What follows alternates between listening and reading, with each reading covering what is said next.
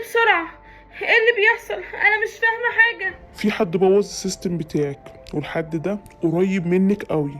خدي بالك يا كاميليا. نعم، حد لعب في السيستم؟ يا ترى مين؟ وليه بيعمل عشان كده؟ بيغير منك، عشان انت ما بتكدبيش خالص وبتاخدي فلوس كتير قوي، وهي كدابة. هي واحدة على فكرة. ايه؟ انا لازم اعرف مين غير اعدادات السيستم. ايه؟ السيستم كله متهكر. طب انا هعمل ايه دلوقتي؟ انا كده كل ما اقول الحقيقة الفلوس بتاعتي هتقل. انا لازم اعرف مين اللي عمل كده. ماما الحقيني، انا في حد غير اعدادات السيستم بتاعتي وخلى ان انا كل ما اقول الحقيقة اخسر فلوس. خلاص يا حبيبتي اكدبي علشان تاخدي فلوس. ايه؟ هأكدب؟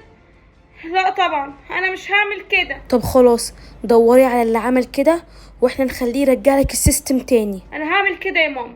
انجي، انا عايزاكي تساعديني نعرف مين اللي هكر السيستم بتاعي. كاميليا انتي دخلتي هنا امتى؟ ايه ده؟